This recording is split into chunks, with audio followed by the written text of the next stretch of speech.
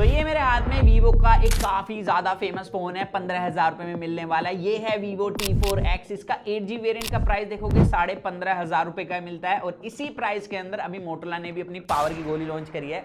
ये है मोटो G67 power smartphone. 16,000 रुपए का फोन है। इस बार देखोगे ऑन पेपर तो वीवो का फोन 500 रुपए सस्ता है, बट दोनों पर ही डिस्काउंट चलता है, जिसके बाद दोनों ही 15,000 के अंडर आपको मिल जाएंगे। तो ये वीडियो हम बना रहे हैं भाई ये जानने के लिए क्या एक्चुअली जो मोटोरोला ने ये फोन लॉन्च करा है वीवो का T4X से अच्छा है या बेकार है, सारी चीजों की बात करेंगे। मेरा नाम पीयूष है, चैनल का नाम है HFV अनबॉक्स। फर्स्ट टाइम आया तो चैनल सब्सक्राइब जरूर कर देना, वीडियो लाइक करना, और वीडियो अच्छी लगे तो भाई चैनल को सपोर्ट भी कर सकते हो इस वीडियो में टेक प्रोडक्ट को एक क्लिक में बाय करके। अब देखो मोटोरोला की एक ना यहाँ पर स्ट्रेटेजी रही है कि वो क्या करता है, जिस भी प्राइस के फोन को लॉन्च कर रहा है उस प्राइस रेंज की ऑडियंस को समझता है वो सबसे पहले।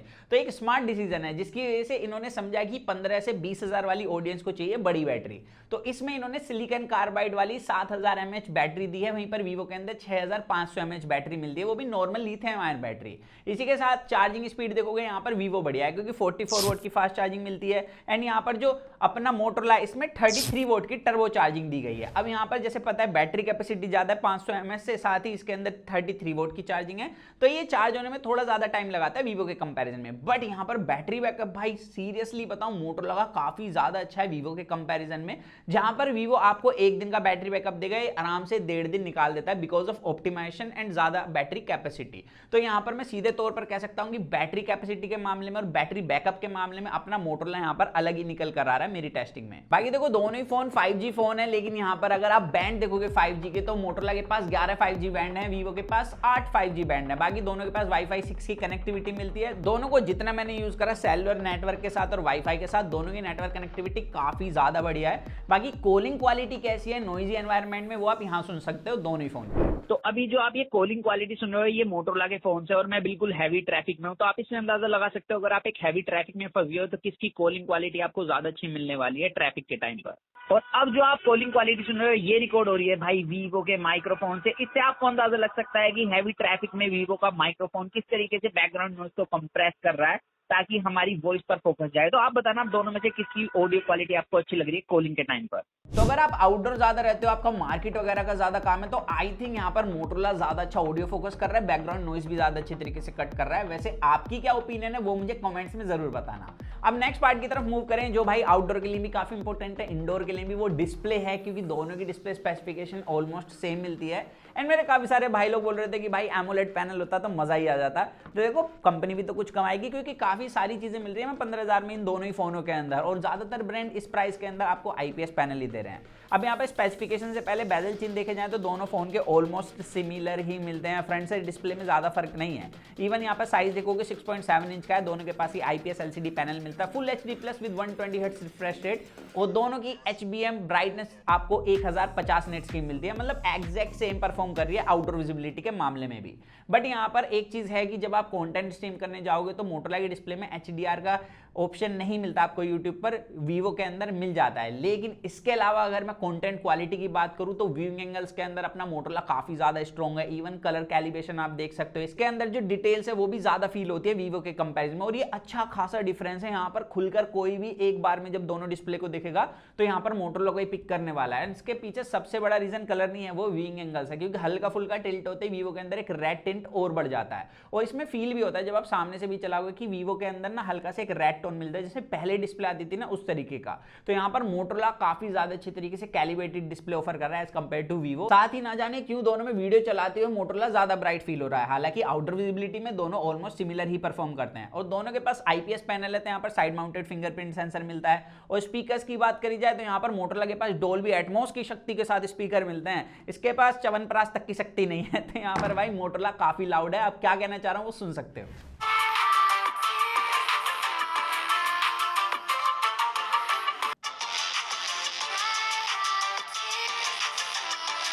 इवन मोटोरोला के पास कॉर्निंग गोरिल्ला ग्लास 7i की प्रोटेक्शन है फ्रंट में, जहां पर भाई वीवो ने कुछ भी डिस्क्लोज नहीं किया हुआ कि कौन सा ग्लास यूज करा था, यहाँ भी चूना लगा गई है। अब यहाँ पर बात कर लेते हैं कैमरास की, जो काफी इंपॉर्टेंट होते हैं इस प्राइस रेंज की ऑडियंस के लिए। तो मैं ना कुछ दिखाना चाहता हूँ, उसके बाद बात करेंगे।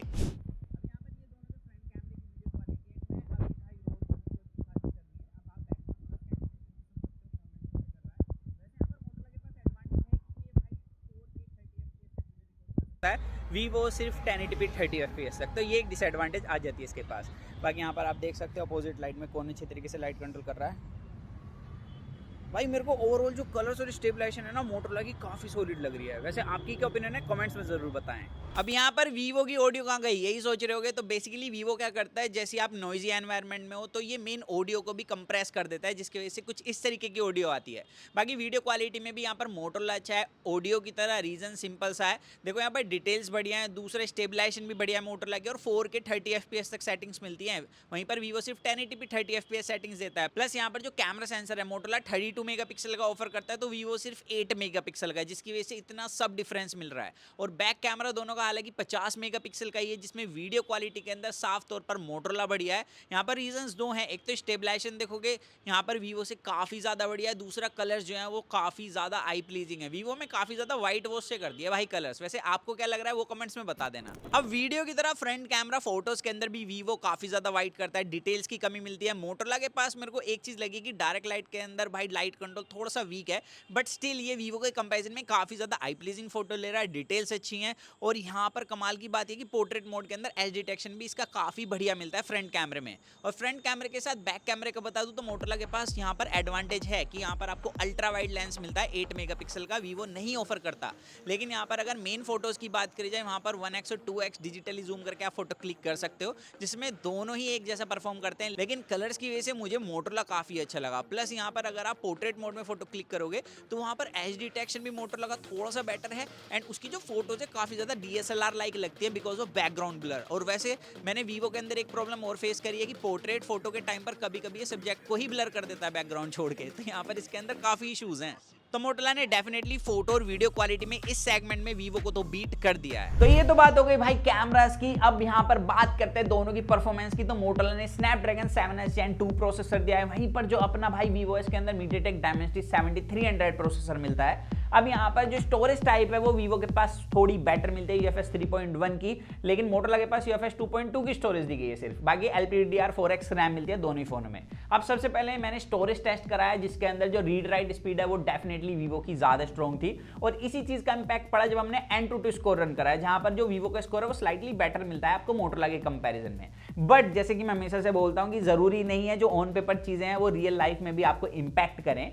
यहाँ पर अब मैं ऐसे क्यों बोल रहा हूँ, क्योंकि दोनों फोनों को जब आप चलाओगे साइड बाय साइड, यहाँ पर ऐप ओपनिंग क्लोजिंग वगैरह दोनों की ऑलमोस्ट सिमिलर मिलती है। आप कोई हैवी टास्क करके फिर से आओगे यहाँ पर फोन चलाने, दोनों ही इक्वल ही परफॉर्म करते हैं, मतलब बिल्कुल स्मूथनेस बराबर है, आप बिल्कुल भी फर्क नहीं बता सकते। इनफैक्ट यहाँ पर मोटोरोला के पास एक सॉफ्टवेयर की एडवांटेज है, क्योंकि यहाँ पर ऐप ओपनिंग क्लोजिंग एनिमेशन ज्यादा स्मूथ फील होती है एज कंपेयर टू फनलेस OS। अब इसके अंदर ओरिजिन OS मिलेगा नहीं, वो अभी तक कंफर्म नहीं है, अगर मिलता है तो अच्छा ही है, उस पर भी हम एक डेडिकेटेड वीडियो बना देंगे। बट अभी के लिए मोटोरोला भाई चलाने में ज्यादा स्मूथ फील होता है बिकॉज ऑफ सॉफ्टवेयर। इसके अलावा यहाँ पर गेमिंग की बात करी जाए, दोनों के अंदर BGMI 60 FPS में हमने प्ले करा।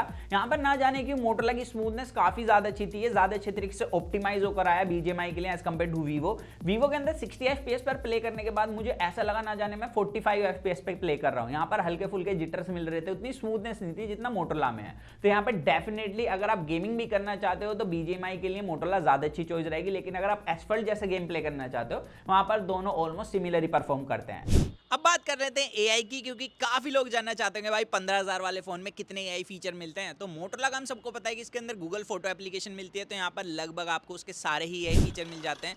जैसे आप फोटो को ब्लर अनब्लर कर सकते हो, इरेज कर सकते हो कोई भी सब्जेक्ट बैकग्राउंड से, साथ ही यहाँ पर एनहेंस की जा सकती है फोटो।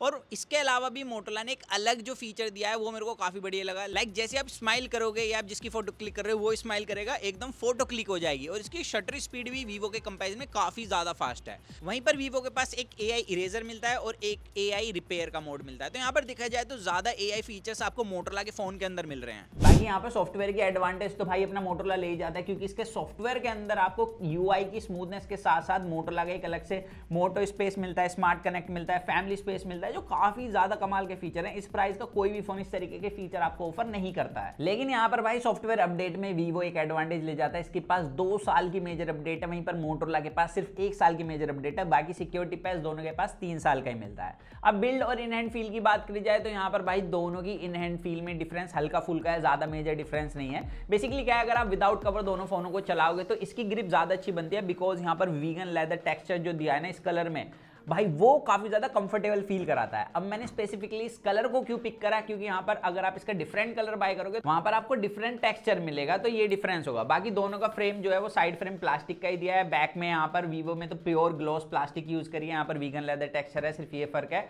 और फ्रंट में जैसे मैंने बताया आपको कि भैया जो अपना ये है वीवो, इसके पास पता ही नहीं है कौन सा ग्लास है। मोटोरोला ने कॉर्निंग गोरिल्ला ग्लास 7i दिया है। प्लस बिल्ड में एक और चीज है कि मोटोरोला 3.5 mm जैक ऑफर करता है, जो वीवो ऑफर नहीं कर रहा। और दोनों के पास ही आपको जो सिम स्लॉट दिया है उसमें आप 2 सिम यूज कर सकते हो, मेमोरी एक्सटेंड नहीं की जा सकती। बाकी दोनों फोन IP64 रेटेड है, तो हल्की फुल्की पानी की बूंदों से भी बच जाएंगे। इवन जब हमने इनका सिम स्लॉट निकाला वहां पर गैस किट भी थी। और यहाँ पर भाई दोनों ही MIL सर्टिफाइड है, मतलब अगर दोनों फोन को फेंक भी दोगे थोड़े बहुत, ऐसा नहीं है 10 फीट से गिरा रहे हो, तो दोनों के टूटने के चांसेस भी कम है। हमने टेस्ट करके देखा है। तो सारी चीजें टेस्ट करने के बाद मैं ये कह सकता हूं कि हर एक सेगमेंट में सिवाय परफॉर्मेंस में दोनों 50-50 हैं, बाकी cameras, display, battery backup, in hand feel और 3.5 mm जैक भी भाई मोटोरोला सबसे बढ़िया ऑफर कर रहा है। एंड इस वजह से ये सेगमेंट का बेस्ट फोन बन जाता है मेरे हिसाब से। अगर दोनों में से कोई फोन बाय करना चाहते हो, मोटोरोला अभी के टाइम पर एक परफेक्ट पिक रहेगी। बाकी आप बताना अगर आप वीवो का T4X यूज कर रहे हो तो आपका एक्सपीरियंस कैसा है। और इस तरीके के कंटेंट के लिए अपने भाई के चैनल सब्सक्राइब करना, वीडियो लाइक करना। तो मिलते हैं जल्दी कूल और एक्साइटिंग वीडियो में।